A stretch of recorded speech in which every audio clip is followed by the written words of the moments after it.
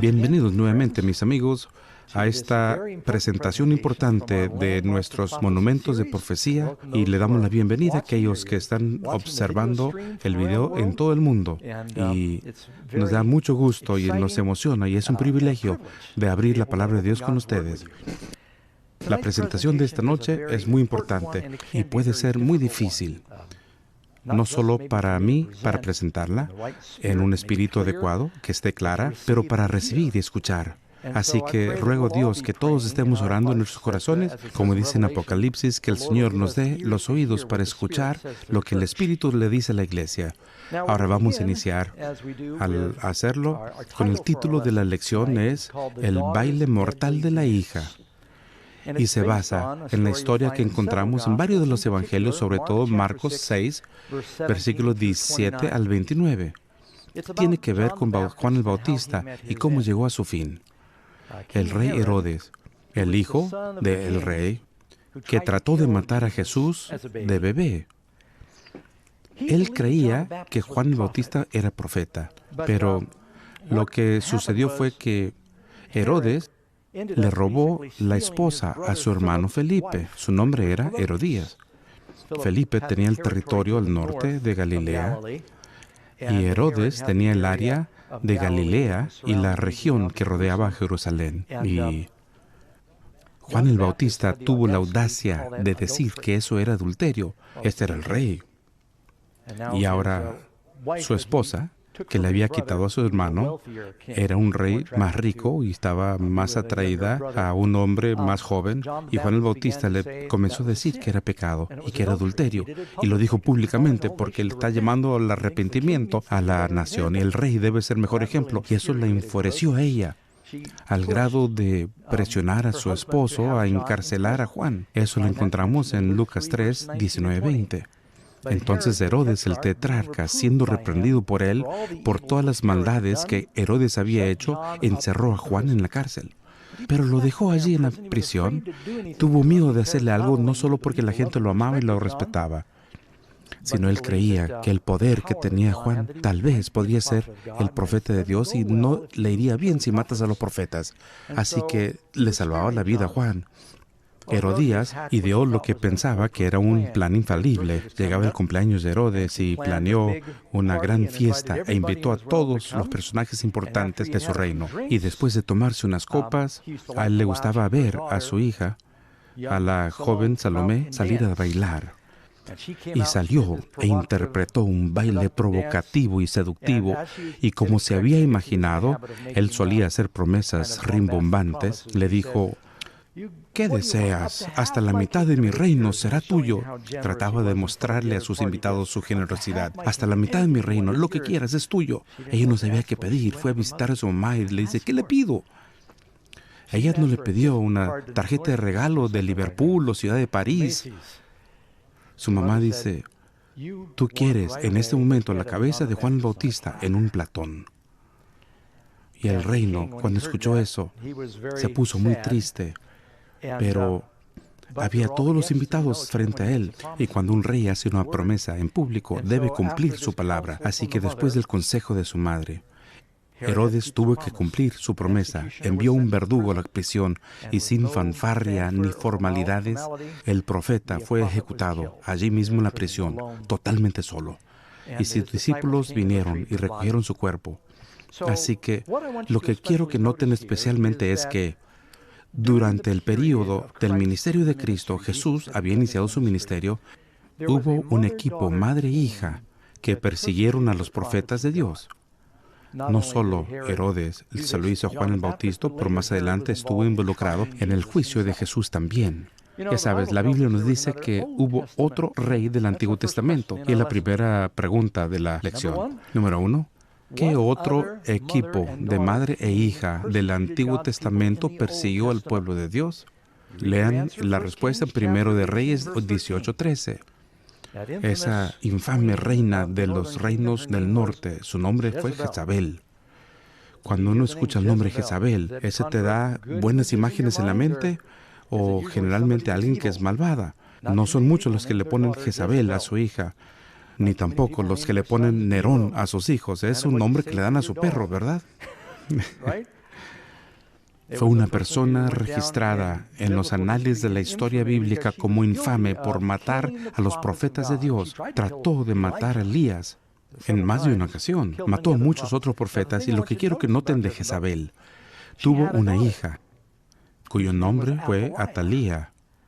Y tenemos a Jezabel, que vivió durante otro periodo de 3 años y medio. Quiero que noten este número porque el número aparece en el libro de Daniel. Tal vez no lo sepas, también en el libro de Esther y también en el libro del Apocalipsis, y aparece durante la vida y ministerio de Jesús. Y el número es 1260 días, alias 42 meses, un mes judío, 30 días, 42 meses, 1260 días, o un tiempo, tiempos, y la división de un tiempo. El tiempo en hebreo es un círculo completo de estaciones de un año. El tiempos significa un par o una pareja de años. Tienes un tiempo, es 1, y un par es 2 y medio. Entonces, no lo puedo hacer con los dedos, son 3 y medio, ¿verdad? Así que ese número debe ser importante para Dios porque lo menciona de todas las maneras posibles que te puedas imaginar. Durante ese periodo de 1260 días hubo una hambruna en el tiempo de Elías. Se menciona también en el libro de Santiago. Entonces tenemos los 1260 días durante la vida de Jesús, cuando predica durante el tiempo de persecución. Juan el Bautista, perseguido. Tenemos a Herodías y su hija persiguiendo a los profetas. Tenemos a Jezabel y a su hija persiguiendo a los profetas. Y luego en el Apocalipsis dice que hay 1260 años proféticos donde Babilonia y sus hijas persiguen a los profetas. Todo esto embona cuando consideras todos los puntos. Ok, pregunta número 2. Luego vamos a leer de la Biblia. Pregunta número 2. Muy bien, es la tercera vez que lo mencionamos, pero lo vamos a ver esta noche. ¿Cuál es el mensaje del segundo ángel de Apocalipsis 14? Vemos en Apocalipsis 14:8, y otro ángel le siguió diciendo, ¿qué dice? Ha caído Babilonia, la gran ciudad, porque ha hecho beber a todas las naciones, beber del vino del furor de la fornicación. Ella, Babilonia, ha caído. ¿Qué es caído? Caído cayó en el Antiguo Testamento durante Nabucodonosor. El pueblo de Dios fueron liberados para salir a la tierra prometida otra vez. Ahora es Babilonia espiritual que cae en el tiempo del Nuevo Testamento. Tenemos 2 caídas. Aquí nuevamente el pueblo de Dios podrá regresar a la tierra prometida. Pregunta número 3. ¿Qué símbolo utiliza Dios para referirse a Babilonia en Apocalipsis 17? Lo vamos a leer. Apocalipsis 17:18. Y la mujer que has visto es la gran ciudad que reina sobre los reyes de la tierra. Así que vamos a seguir adelante. Vean en sus Biblias y quiero que vayamos juntos al Apocalipsis. Capítulo 17. Lo vamos a leer juntos. No lo vamos a leer todo, pero los primeros versículos, por lo menos. Ya hemos leído Apocalipsis 12, 13, la mitad del 14, y vamos a leer el 17. Y uno de los 7 ángeles que tenían las 7 copas, y estas son las vasijas de la ira que están siendo derramadas, habló conmigo diciéndome, ven, te mostraré la sentencia contra la gran ramera que está sentada sobre muchas aguas, con cual han fornicado los reinos de la tierra. Y los moradores de la tierra se han embriagado con el vino de su fornicación. Y me llevó en el espíritu, y qué lenguaje tan fuerte, y me llevó en el espíritu al desierto. Y vi a una mujer sentada sobre la bestia escarlata, aunque los pecados sean como, vaya, qué pecado aquí. La mujer sobre una bestia escarlata llena de los nombres de blasfemia. Vamos a ver lo que es blasfemia, y también está en Daniel, que tenía 7 cabezas. ¿Cuántas cabezas? 7 cabezas y 10 cuernos. Es muy similar a las bestias que vemos en Apocalipsis 12. Y la mujer estaba vestida de púrpura y escarlata y adornada de oro, de piedras preciosas y de perlas, y tenía en la mano un cáliz de oro lleno de abominaciones y de la inmundicia de su fornicación. Y en su frente un nombre escrito. ¡Qué interesante! ¿Cuántos tienen nombres escritos en la frente en Apocalipsis? El misterio, Babilonia la Grande, la madre de las rameras y de las abominaciones de la tierra. y vi a la mujer ebria de la sangre de los santos y la sangre de los mártires de Jesús. Y cuando la vi, quedé asombrado con gran asombro. Y el ángel me dijo, ¿por qué te asombras? Yo te diré el misterio de la mujer y de la bestia que la trae, la cual tiene las 7 cabezas y 10 cuernos. Y continúa dando la interpretación. Pero brinco al versículo que acabamos de leer hace poco. Veamos el versículo 18, el último de este capítulo. Y la mujer que has visto es la gran ciudad que reina sobre las reyes de la tierra. Ahora, cuando Juan escribía Apocalipsis, ¿qué ciudad reinaba sobre los reyes de la tierra? Roma. Roma es quien lo apresó. Fue el imperio de ese tiempo. ¿Y qué representa una mujer en la profecía? Una iglesia. Una iglesia. Así que tenemos a la mujer, una iglesia, en Roma, con mucho poder. Ahora, quiero ser tan gentil como puedo. Quieren que les diga lo que dice la Biblia, ¿verdad? No fueron demasiado entusiastas con su respuesta. Ya compartí con ustedes que yo creo que la primera bestia en Apocalipsis 12, y lo que les digo no es nada nuevo, en realidad es muy antiguo. La mayoría de las personas lo han perdido de vista con tanta predicación evangélica moderna que se oye en la actualidad. Parte es bueno y parte es espuma, es algodón de azúcar, por así decirlo, pero ya no se oyen estas grandes verdades proféticas protestantes. Pero la primera bestia en capítulo 12 de Apocalipsis es un símbolo de una bestia como nación o poder, la Iglesia Católica Romana. La segunda bestia se menciona es Norteamérica y protestantes, y ahora tenemos Babilonia. En el capítulo 17, el mismo poder y sus hijas. El mismo poder. Habla acerca de las hijas, son las iglesias que han salido del catolicismo cuando hubo una gran división, pero tienen esa similitud de su mamá con la teología. Este es un repaso rápido. Sí, voy a compartirlo en unos momentos. Quiero dejar que lo digieran un poquito, no mucho más. Ahora, hay una lista de criterios que se nos dan aquí que nos hablan acerca de quién es esta mujer. Para empezar, leímos, y voy a pasar desde la A en adelante, dice que es culpable de ¿qué? Versículo 3.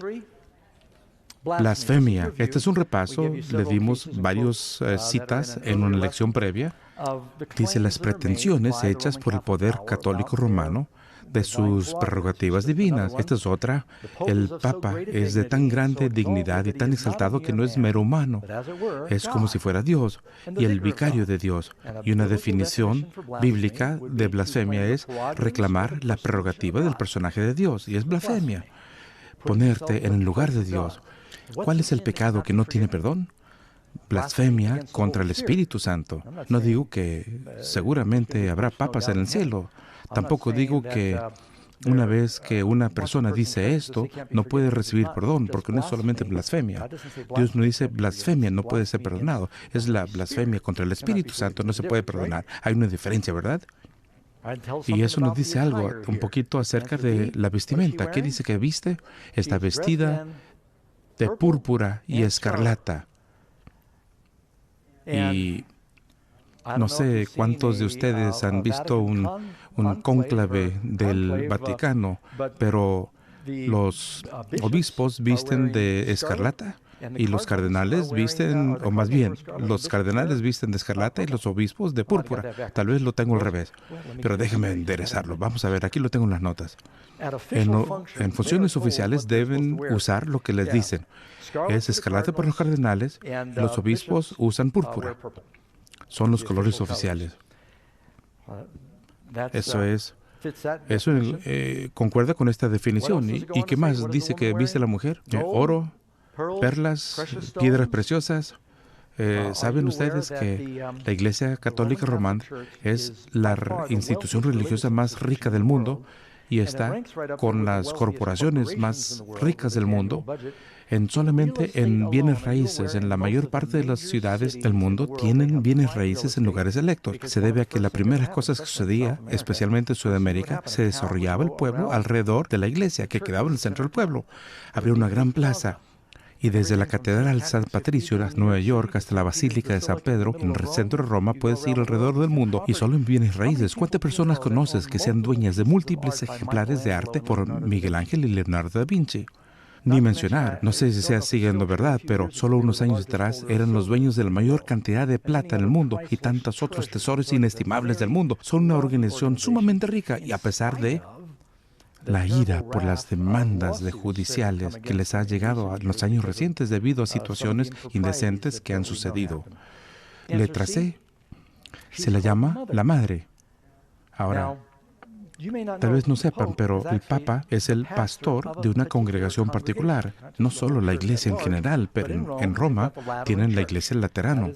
Es la iglesia oficial y congregación del Papa allí. Se puede ver las inscripciones en latín en el mármol frente a la iglesia.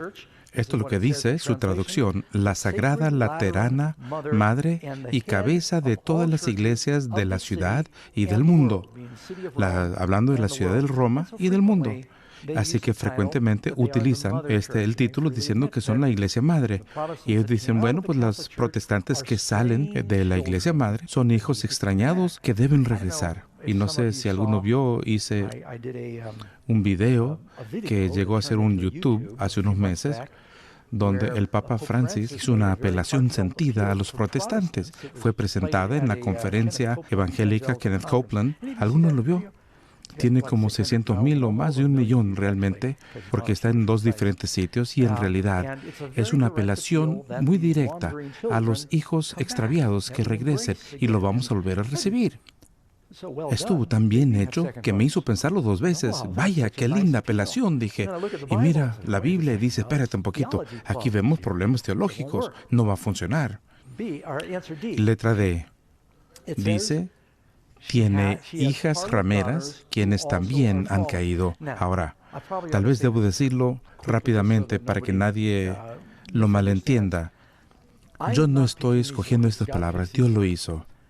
¿Sabes? No solo Dios dice que hay iglesias protestantes y católicas que juegan el papel de ramera. Dice lo mismo de su pueblo en el Antiguo Testamento. A ellos también los llamó ramera. Así que no crean que tratamos de ser despectivos. Es el idioma que usa Dios, tanto para el Israel del Antiguo Testamento. ¿Alguna vez has leído Oseas? Él compara a su iglesia como una ramera. ¿Por qué? Porque yo me casé contigo.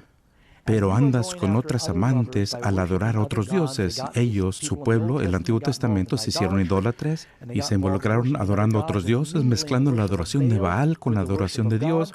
Y es por eso Elías dijo, ¿hasta cuándo claudicaréis vosotros entre 2 pensamientos? Porque el pueblo, tú sabes, estaban siendo como una mujer infiel. Estaban saliendo con las otras religiones paganas que las rodeaban. Y Dios dijo, no dejes que tus hijos se casen con ellos. Lo llamó adulterio, lo llamó prostitución. Por eso el lenguaje del Apocalipsis 17 sé que es fuerte, pero es el mismo que usa en el Antiguo Testamento. ¿Me quedó claro? No quiero ponerme difícil con los protestantes. Técnicamente, yo también soy protestante o católico. Solo digo que cuando el pueblo de Dios se aleja de la palabra, Él lo llama prostitución. Así que los hijos típicamente se parecen a sus padres. Hay ciertas similitudes entre un padre u otro. Y de la misma manera, si tienes hijas, van a haber similitudes entre las hijas y la madre. Así que encontrarán que hay ciertas reliquias de la religión romana que muchos protestantes se llevó con ellos al separarse, porque no se separaron completamente. Todavía se separaron algunas cosas de esos fundamentos. Ese poder, hablando del Apocalipsis 17, que persiguió y mató a los santos. Así que este fue un poder perseguidor. Y amigos, desde los momentos 538, cuando el Papa realmente recibió un ejército y un poder político, hasta 1798, se estima en forma conservadora que entre 30 a 50 millones de personas murieron como resultado directo de la Iglesia y sus persecuciones. Enviaron ejércitos. ¿Han escuchado acerca de las cruzadas, la Inquisición? Y esto no es algo, nuevamente, no quiero ser difícil, sino interpretar profecía. Es lo que dice la Biblia, culpable de la sangre de los santos. ¿Mataron a los profetas, el pueblo de Dios, en el Antiguo Testamento? ¿Qué dijo Jesús? Ay de ti, Jerusalén, que matáis a los profetas que te son enviados. Así que nuevamente fueron su pueblo. Pero hacían cosas terribles. Esto también sucede históricamente, no solo antes de Cristo, con los judíos, también después de Cristo, con los cristianos. Y los cristianos genuinos tuvieron que huir al desierto en el mismo periodo de tiempo, 1260 días. Mientras que tenemos la mamá y la hija, el equipo, que persigue a los profetas. Dice, la mujer fue al desierto y Dios la sustentó allí. Cuando Elías fue al desierto. Ahora, estoy regresando a Apocalipsis 12. Cuando Elías fue al desierto durante esos 1260 días, Dios lo alimentó milagrosamente. Cuando los hijos de Israel salieron de Egipto y fueron al desierto, ¿fueron alimentados? Cuando Jesús ayunó durante 40 días, ¿Dios lo alimentó? Y dice, los ángeles le ministraban después que el diablo lo dejó. Si has estado ayunando 40 días, ¿cómo crees que los ángeles fueron a ministrarle? Le dieron alimentos igual que Elías, después de haber estado en el desierto. Así que nuevamente tenemos el pueblo de Dios que va al desierto. ¿Y Dios la alimenta con qué? Con el pan de vida. Algunos han oído de los valdenses, de los husitas y los albigenses. Eran naciones enteras de personas que tuvieron que huir a lugares remotos, allá en los Alpes italianos y otras regiones, porque su religión bíblica fue proscrita. Ellos tendrían que copiar la Biblia a mano. Se lo enseñaban los niños memorizaban libros enteros para que la gente no lo perdiera. Iban a las aldeas y compartían la palabra de Dios. Y empezó un revivamiento, pero fue un poder perseguidor. A decir verdad, esta es una cita de la historia de los papas. Grandes cantidades de personas fueron expulsados de sus hogares con sus esposas e hijos, despojados de ropa y desnudos, muchos de ellos masacrados despiadadamente. Así que es lo que sucedió durante ese tiempo. Una característica más que leemos en Apocalipsis 17 para saber quién es esta mujer: escarlata, púrpura, piedras preciosas. Dice que se siente ¿en qué? 7 montañas. Busca 7 colinas en Google y ¿qué te va a presentar? Roma, la ciudad de 7 colinas. Leo de un diccionario electrónico. Roma, fundada en 753 a.C., por supuesto, por los hermanos Rómulo y Remus, en las 7 colinas. Un término utilizado durante siglos para describir, y luego menciona los nombres de las 7 colinas en italiano, que eso batallo para hacerlo. ¿Está sentada entre qué? 7 colinas, la gran ciudad que reina sobre los reyes de la tierra, escarlata y púrpura. Todavía no he terminado. Es difícil obviar lo que representa este poder. Letra G, reina sobre los reyes de la tierra. Ahora, aquí presento una foto de este año pasado, y creo que el Papa Francis, después de viajar a la Tierra Santa, sabiendo que los palestinos y los israelitas tenían tantos problemas, creo que en los noticieros hoy nuevamente hablaron de un ataque de la sinagoga. ¿Lo oyeron? Sucedió por mucho tiempo. Invitó a los presidentes de Palestina e Israel a venir a Roma para hablar de la paz. Y vinieron y a orar juntos. Y vinieron. Y el Papa se unirá con las Naciones Unidas. Fue anunciado desde el inicio del seminario. Viajará por primera vez a Filadelfia, a los Estados Unidos, el próximo año. ¿Cuándo se han oído eso? Van a discutir la familia. Entiendo que va a verse con el Congreso durante esta visita. Fue un invitado para verse con el Congreso y el Senado. Es mucho poder para un líder religioso. Normalmente no le piden a Billy Graham que le hable a las Naciones Unidas. ¿Ves? Tenemos un embajador en América para el Vaticano. ¿Por qué necesitaríamos un embajador para una iglesia, a menos que sea más que una iglesia? La Biblia dice que es un poder político y por eso se utiliza el término bestia. Eran usadas para representar a reinos y poderes como este. Permítanme, quiero reiterar, esto no es algo que el pastor Doug o mi iglesia pues haya inventado. Lo que compartimos con ustedes fue la creencia de la historia durante centenares de años. Voy a darles algunas citas y espero que las revisen. Ojalá y lo estudien para ver cuáles fueron las creencias originales de los grandes reformadores de lo que se representa en Apocalipsis 17.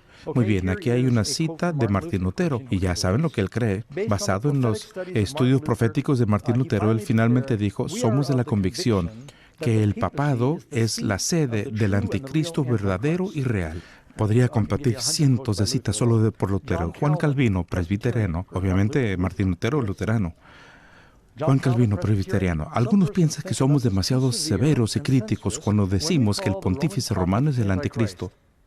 Pero aquellos que son de esta opinión no consideran que se acusan de presunción a Pablo mismo, el apóstol Pablo, en nombre del cual hablamos y cuyo idioma adoptamos. Las palabras de Pablo en 2 Tesalonicenses 2 no son capaces de otra interpretación que aquella que se aplica al papado.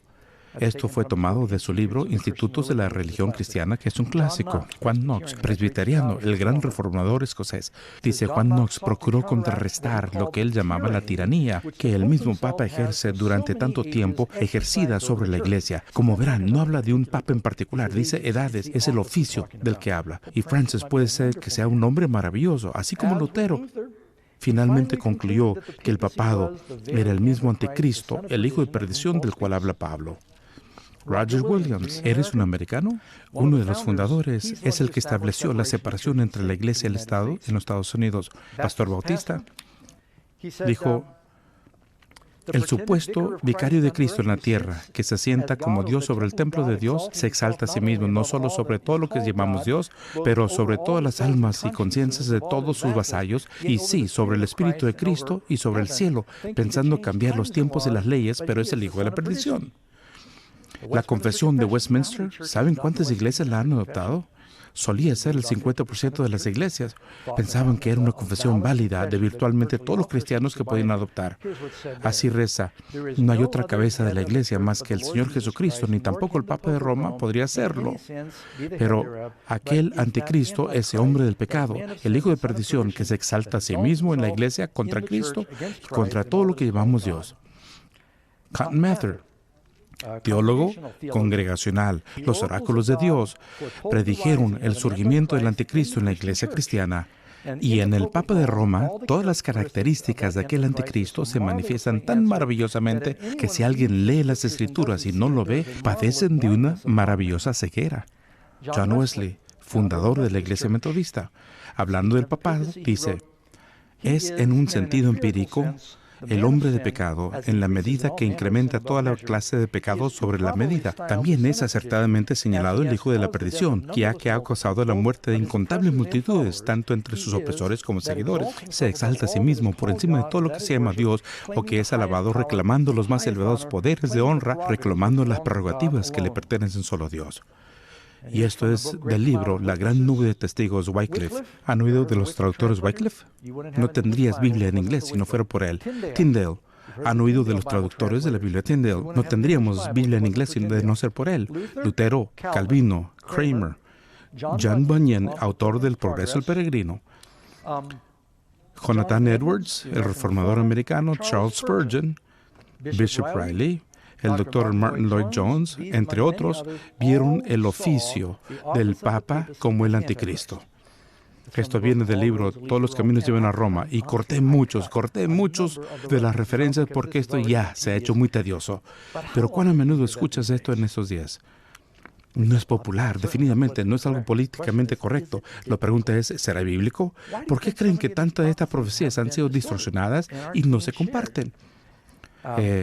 Te hace pensar, pero es lo que nos dice Dios que va a crear la confederación en los últimos días. Número 5. ¿Cómo se comparan las bestias de Apocalipsis 13? Recuerden, en el 13 es donde encuentran la marca de la bestia. ¿Cómo se comparan las bestias del Apocalipsis 13 y 17 que acabamos de leer? Veamos Apocalipsis 13, versículo 1. Y me paré sobre la arena del mar y vi subir de una bestia que tenía 7 cabezas y 10 cuernos, y sobre sus cabezas los nombres de blasfemia. Ahora vamos al Apocalipsis 17:3. Y vi una mujer sentada sobre una bestia escarlata llena de nombres de blasfemia y tenía 7 cabezas y 10 cuernos. Así que si les dijera, no van a creer lo que vi cuando venía esta noche. Un dragón escarlata con 7 cabezas y 10 cuernos. Y me dirían, bueno, ¿de qué te asombras? Yo los veo en todas partes. Aquí hay en Nuevo México carteles que dicen, no los atropellen. ¿Cuán seguido ves algo así? ¿Acaso no es la misma bestia? ¿Estamos de acuerdo que es la misma? ¿Cuál es la diferencia entre Apocalipsis 13 y el 17? Y Apocalipsis 12, tenemos el dragón escarlata que quiere comerse al niño varón. Hay una mujer que se está sentada sobre él. Así que tenemos el poder del Imperio Romano. Comenzaron a perder el poder alrededor del año 400, cuando Constantino movió el imperio de Justiniano lo cambió a Constantinopla. y le dio un ejército al Papa y le dijo, ahora eres el obispo de la iglesia cristiana, eres la cabeza de la misma, para que pudieras mantener el control sobre ella. Y ahora la mujer, una iglesia, está sentada donde una vez estuvo el poder romano. Cuando uno monta a caballo, ¿quién debe estar al control? ¿Alguno ha montado un caballo donde no estuviste en control? Solía domar caballos salvajes adoptados de Arizona. Vaya. Pero debes estar al control, es lo que significa. Ahora, nuevamente tenemos Apocalipsis 12:3. Nuevamente el dragón. También apareció otra señal en el cielo.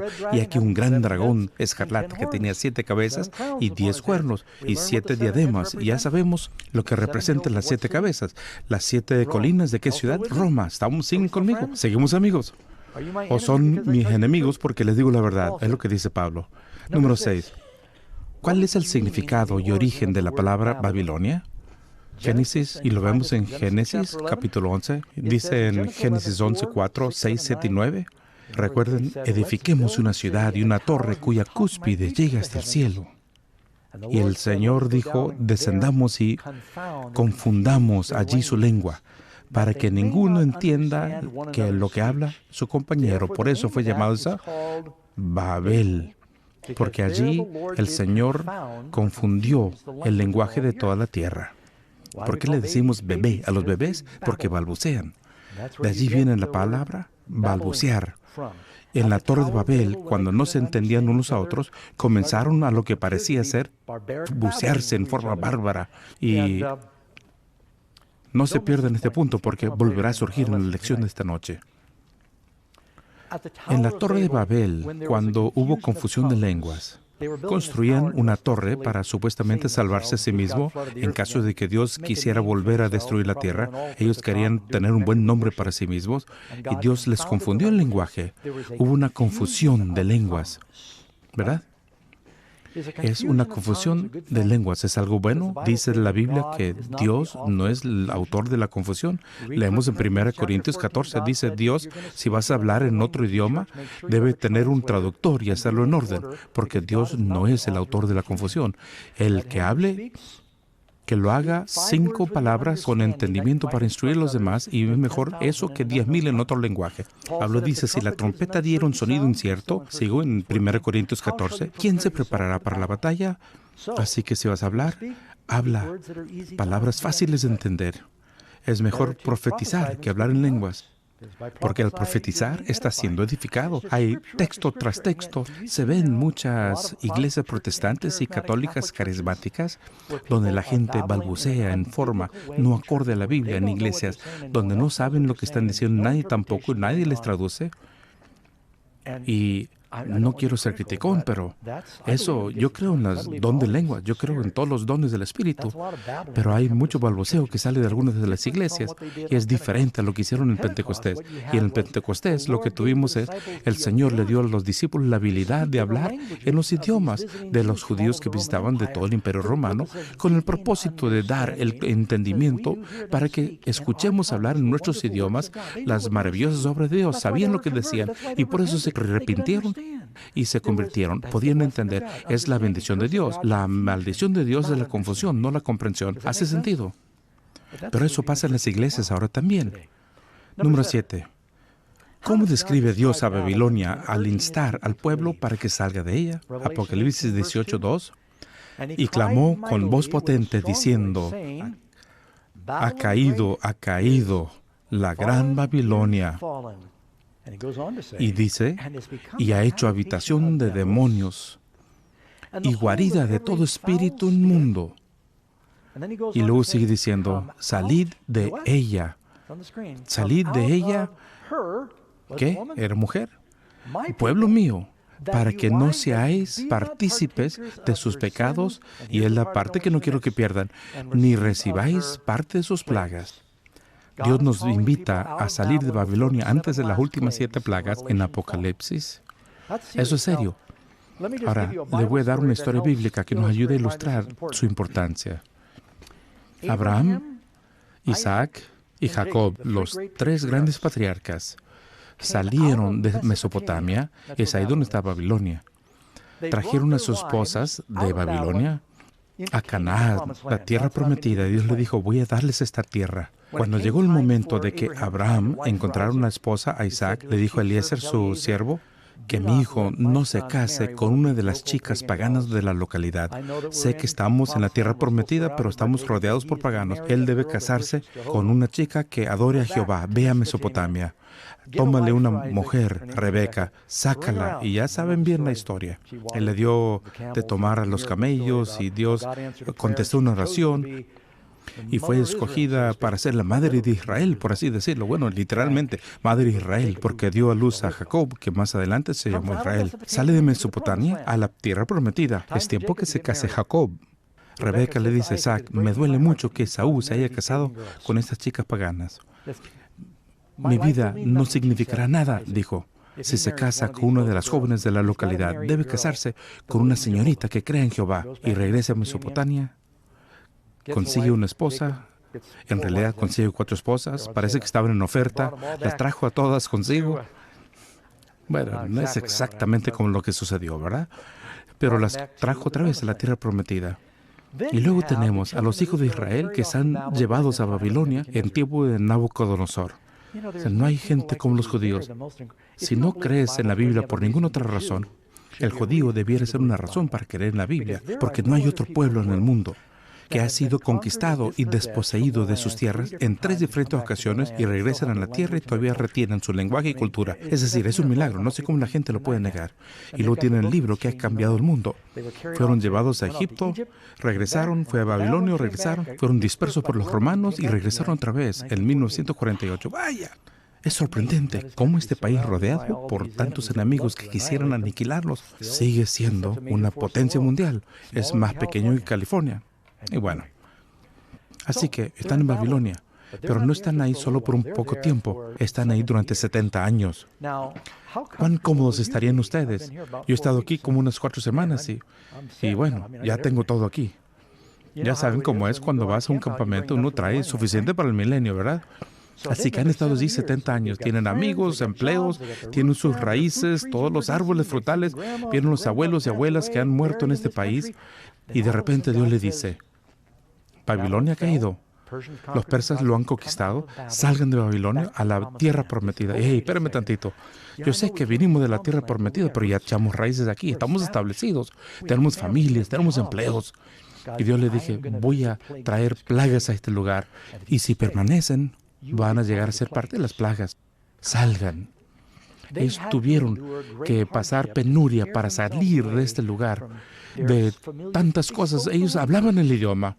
Es un idioma común y regresar a la tierra prometida es una lucha para las personas hoy. Pero lean la historia en Ezra, en Nehemías, tuvieron mucho valor. Regresaron a una tierra donde las ciudades estaban destruidas, volvieron a comenzar y dijeron, ¿por qué? Porque es la tierra que Dios nos ha dado.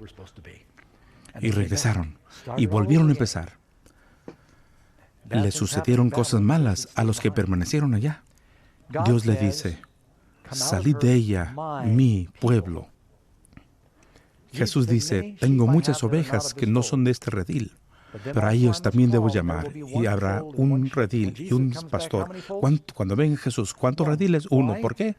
Porque su pueblo va a salir de Babilonia. Dios tiene muchas gentes queridas en muchas iglesias y el Señor levantó este movimiento y les trae este seminario porque estamos llamando a las personas que regresen a las Escrituras para prepararse para la segunda venida de Jesús. Vemos los eventos finales que suceden a todas partes. Este es el mensaje de la profecía. Salid de ella y que no recibas sus plagas. No eres responsable de sus pecados. Muchas personas no saben, pero cuando sabemos y decidimos permanecer en Babilonia es diferente. Cuando sabes, el pecado es saber hacer el bien y no hacerlo. Salid de ella, mi pueblo. Número 8. Repetidas veces Jesús acusa a Babilonia de emborrachar al mundo con su vino. ¿En qué consiste esta bebida? Es interesante que si uno lee en Apocalipsis 17, habla acerca de que la mujer tiene que en la mano una cáliz de oro. Es interesante. Un cáliz de oro en la mano. Si miramos en la enciclopedia católica, habla acerca del cáliz de oro que tiene el Papa y también por los sacerdotes. El cáliz es más importante de las vasijas sagradas porque allí ponen el vino y es vino fermentado. que debe representar la sangre de Jesús.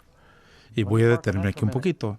Si eres cristiano, conoces acerca de la Cena del Señor. Jesús en la Biblia es extremadamente claro que el pan que debe representar el cuerpo de Cristo, su vida inmaculada, debe ser sin levadura, porque representa una vida sin mancha de Cristo. La sangre es representada por el jugo de uva sin fermentar. Jesús dijo en la Cena del Señor, bebed todos de este. Y pasó el jugo de uva y él dice, no lo volveré a tomar cuando lo vuelva a tomar en el reino de mi Padre. La palabra vino se usa en forma indistinta, tanto para el jugo puro como esa cosa fermentada. No existía la frase jugo de uva, se llamaba vino porque provenía de la vid, y Jesús utilizó jugo de uva sin fermentar en la Cena del Señor. Así que la idea de que Jesús quisiera que todo el mundo se embriagara, haciéndolos ingerir, ¿saben cuál es la droga más peligrosa y mortal del mundo? El alcohol, por mucho. Mata muchas más personas en el año, separa más familias, causa más muertes por accidentes automovilísticos que la cocaína, la marihuana, crack, la LSD, heroína, todas juntas. Así que, ¿cuánto debe apoyar esto cristiano? ¿Debemos estarlo pasando, echándonos unos tragos y decir que es la sangre de Cristo? Cuando en efecto se convierte en droga, es pan sin levadura y es vino sin fermentar. Pero ¿qué dice el Apocalipsis? Ha embriagado a todas las naciones. Ahora, no es solo el asunto de ser alcohólico, aunque ustedes saben que yo tengo un problema con esto, ¿verdad? También tiene que ver porque eso representa la doctrina. La sangre es la teología de Babilonia. Que esto va a tanto las iglesias católicas como protestantes. Hay muchas cosas que no son bíblicas, que han dividido las iglesias y debemos regresar a la palabra. Vamos a ver algunos de los ejemplos de las doctrinas de Babilonia. Empecemos con algo sencillo, espero que no lo aleguemos, pero los 10 mandamientos no son realmente obligatorios. En realidad no hay que preocuparse por ellos. Son recomendaciones, son buenos deseos, son 10 sugerencias. Si estás en una iglesia que enseña que no tienes que guardar los 10 mandamientos, yo diría que esa es una doctrina de los diablos, porque el pecado es la transgresión de la ley de Dios. Es lo que dice la Biblia. Si la iglesia te dice que no importa romper uno de los mandamientos de Dios, llámese el del sábado o adorar a ídolos, la Biblia dice que es pecado. Y el trabajo de un buen pastor es decirte lo que es un pecado. El trabajo del pastor es hacer que aquellos se sienten incómodos, y aquellos que están incómodos, consolarlos. Hay que hacer un poquito de los dos. Así que, si estás en una iglesia que te dice que no hay que guardar la ley, y yo he visto que la gente dice, oh, no, nosotros no estamos bajo la ley. Y bueno, no estamos bajo la pena de la ley, porque Jesús, Él no significa que no estamos bajo la obligación de obedecer. Pablo dice, ¿pecaremos para que abunde la gracia? Claro que no. Él no está diciendo eso. No es a los oidores de la ley los que están ante Dios, sino los hacedores de la ley serán justificados. Romanos 2:13. Unido a esto estaría el tema de la santidad del domingo, decir que un día es santo sin que Dios lo haya santificado. Escogí esta foto especialmente porque si algún día vas a Roma y muchas de las iglesias, y hay una razón por la cual domingo es domingo, no es S-U-N, domingo en inglés, que se relaciona con la adoración al sol. Justo debajo de la cruz hay un disco solar. Por todo el catolicismo y en varias iglesias cristianas tienen asuntos solares. ¿Por qué crees que los personajes de la Biblia tienen halos? Dice en la Biblia que esta tiene un halo en la cabeza, pero todos aquellos eran discos solares que estaban detrás de la cabeza de todas las pinturas y paganas y deidades. No está en la Biblia, está conectado con la adoración al sol. Hablamos de la segunda venida de Jesús. ¿Acaso no aclaramos que la segunda venida de Jesús sería el momento más fuerte y más vivaz que va a apelar a todos los sentidos? Así que el hecho de que Él viene en secreto, ¿sabes de dónde viene esto? Un doctor jesuita llamado Francisco Rivera lo escribió hace cientos de años, después de la Reforma, después que los protestantes comenzaron a ver el Apocalipsis y señalar a la iglesia, y comenzaron a salir de la iglesia. Así que la Iglesia Católica hizo que uno de sus doctores jesuitas escribiera lo que llamaron la interpretación futurista de la profecía, que con el tiempo fue adoptado por un hombre llamado Scofield, que tiene la Biblia Scofield, que la hizo popular para Hal Lindsey, que escribió el libro El fallido Gran Planeta Tierra y ha llegado a ser la teología acerca de la segunda venida, que se diseminó con los libros Left Behind a través de todo el cristianismo. Pero no es lo que los cristianos creyeron durante 1900 años. Creen en una venida de Jesús literal, visible, audible, climática, al final de la gran tribulación, no antes de la misma. Y Nos recibimos preguntas de la Biblia frecuentemente durante el programa radial y la gente nos pregunta, Pastor Ross y Doug, buscamos escrituras que nos hablan acerca del rapto secreto. ¿Nos puedes ayudar? No, no te podemos ayudar. ¿Qué? No, no están, no existen. Todo lo que viene de la segunda venida es un trompeta, es un grito, es una resurrección. Los cielos se disuelven. El día del Señor viene como ladrón por la noche. Se disuelven los cielos y las cosas de la tierra se queman, todo se derrite. Pareciera que la vida sigue su curso durante 7 años cuando Jesús venga como ladrón. No. Son las enseñanzas de Babilonia. La inmortalidad del alma. La idea de que vas a vivir para siempre en el infierno o en el cielo. Dios dice, si pecas, mueres. La paga del pecado es muerte. El diablo dijo, en realidad no morirás. Es lo que le dijo a Eva, ¿recuerdan? Pero ¿a quién le vas a creer? La inmortalidad es un don. La Biblia dice que Dios y solo Dios tiene inmortalidad. Pero las iglesias cristianas y mucha gente sincera, aún los pastores, no lo saben en forma sincera. Y luego, la idea del tormento eterno, que la gente está ardiendo en el infierno antes de la resurrección, que van a quemarse por sillones de años. Escoge el número más grande. Supongo que Google debía ser un número muy grande. ¿Quién sabe? No sé, Google es un número con muchos ceros. Toma un gazillion. Y luego te das cuenta que si tienes una persona que se está quemando y ampollando por tantos números sin fin, un chiquillo de 15 años que murió perdido, las iglesias enseñan que se van a quemar para siempre y siempre y pasan sillones de años y no le va a pasar nada. Imagínate quemarse durante toda la eternidad. ¿Qué hace eso con el carácter de Dios? Por los pecados de una fracción de la fracción de un segundo van a quemarse para siempre. La Biblia dice que hay un lago de fuego y hay infierno. No me malentendan. Le digo a mis amigos de bautistas, mi infierno es más caliente que el tuyo. El tuyo arde para siempre, el mío los consume para siempre. Es lo que dice. Vamos a ser consumidos. Así que estás en una iglesia que enseña que viene de la mitología griega. Puede ser que estés en Babilonia. Distorsiona el carácter de Dios.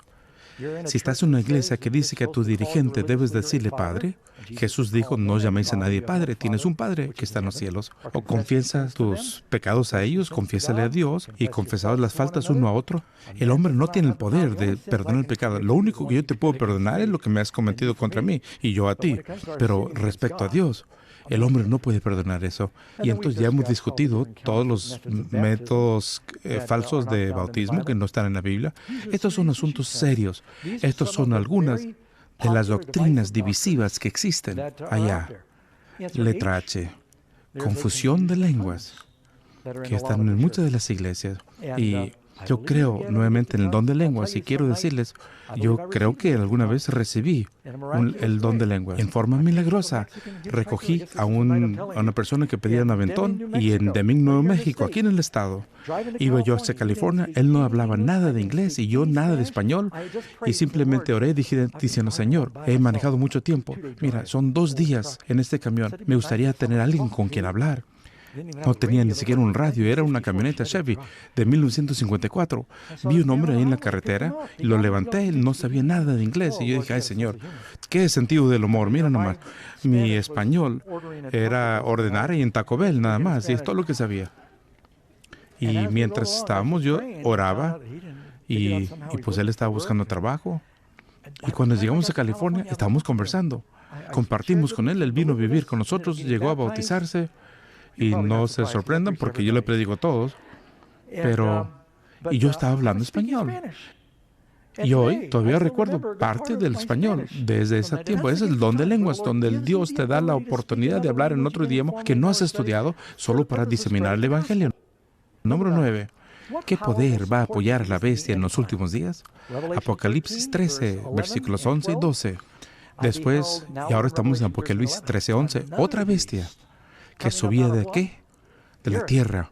La primera salió del mar, multitudes de personas, grandes civilizaciones, todos los caminos van a Roma. Ahora tenemos una gran nación que surge, una nación que sería prominente en la fe cristiana.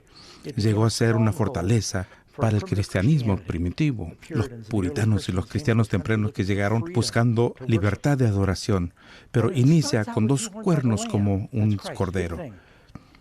Es Cristo, es algo bueno, pero antes de terminar, habla como dragón. Y recuerda, mantengan en mente, la profecía en pocas palabras cubre cientos de años. Nuestro país se compara con Roma, sigue siendo un país joven, pero estamos llegando al momento de hablar casi como un dragón. Dice aquí, las aguas, dijo el ángel, representa una multitud de personas. Entonces, ¿qué representaría la tierra seca?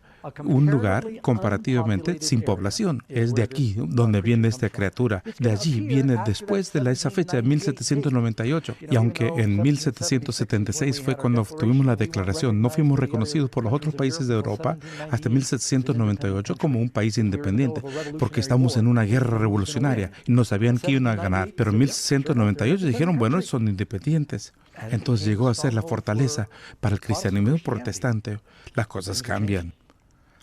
Y ejerce toda la autoridad de la primera bestia en presencia de ella. Y hace hacer lo que la otra bestia hacía, cometiendo los mismos errores, la infidelidad.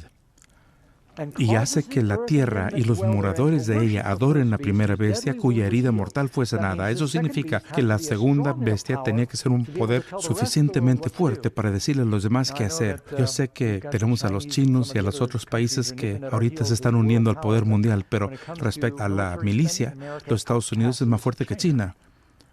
Y seguimos siendo la superpotencia en el mundo cuando llega a la tecnología y nuestro poder militar, aunque a veces no lo usamos. Saben, hace unos años, algunos de ustedes recordarán lo que hizo caer el comunismo. Publicaron una revista Time Magazine que tenía una historia sorprendente acerca de cómo Ronald Reagan y Juan Pablo II conspiraron juntos para hacer caer el comunismo. Cuando vas a Polonia, puedes ver hasta una estatua de Ronald Reagan caminando y hablando con el Papa Juan Pablo II, reconociendo que trabajaron juntos por medio de solidaridad, los sindicatos para ayudar a derrocar el comunismo en Europa.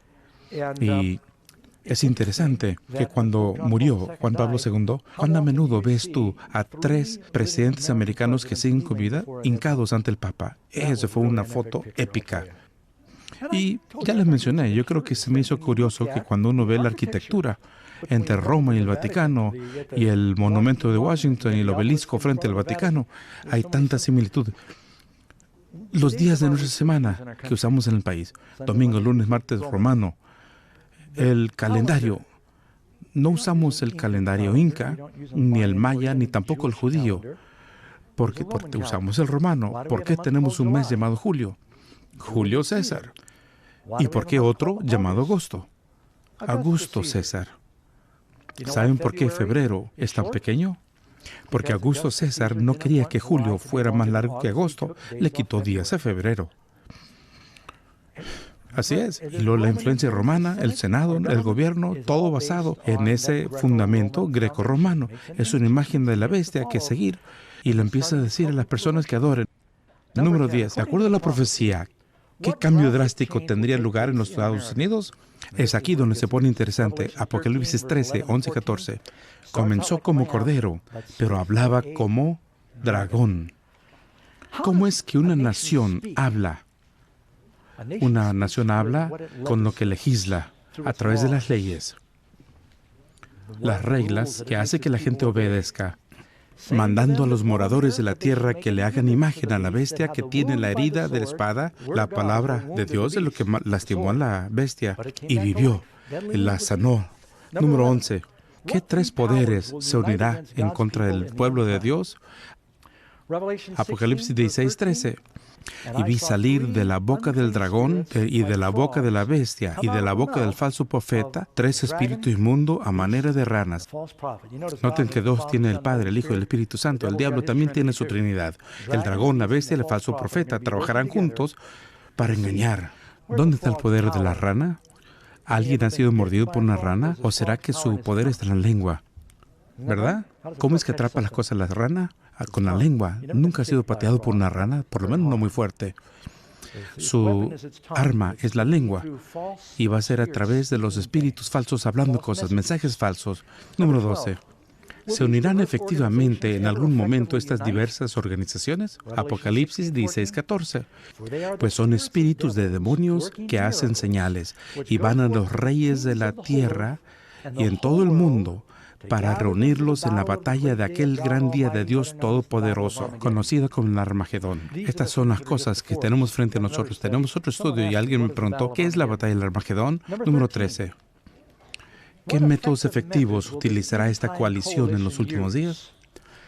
Por eso debemos conocer la Biblia, porque el diablo dice que usará señales y maravillas. Y Jesús dijo, si fuera posible, serían engañados aún los escogidos. Apocalipsis 16:14, porque son los espíritus de diablos haciendo ¿qué?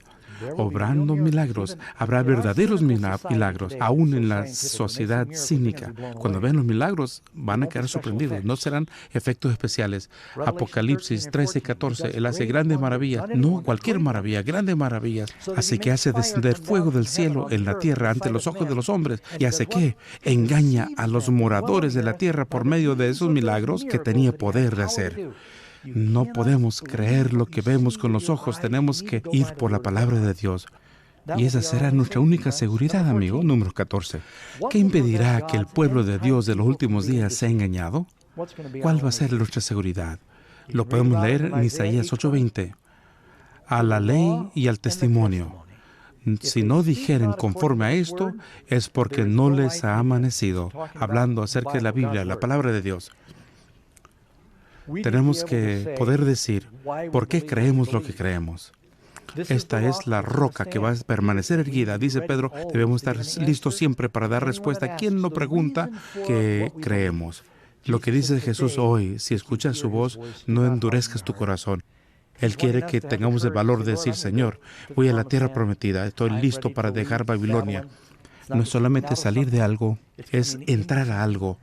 Dios tiene a su pueblo, Él quiere que sea parte de su pueblo. Ese va a ser el movimiento de los últimos días que da el mensaje de los 3 ángeles del mundo. Jesús dice, si no estás conmigo, estás contra mí.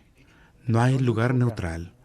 Y me pregunto si antes de terminar con una oración, si te gustaría decir, Señor, quiero estar con Jesús, quiero estar en su arca, quiero estar en su redil en los últimos días. Es tu preferencia, es tu deseo. ¿Por qué no le pedimos juntos? Oremos. Padre Celestial, Señor, hemos discutido y hemos visto un tema muy difícil hoy. Ayúdanos a tener el ánimo para tomar las decisiones, para seguir tus palabras. Creemos que Jesús nos ha traído para escuchar y ver estas cosas. Y te ruego que también nos des tu espíritu para poder permanecer erguido mientras otros se inclinan y decir, esta es la verdad. Y vamos a seguir la verdad, sabiendo que la verdad nos será libre. Gracias. Y te bendecimos y te pedimos en Cristo Jesús. Amén.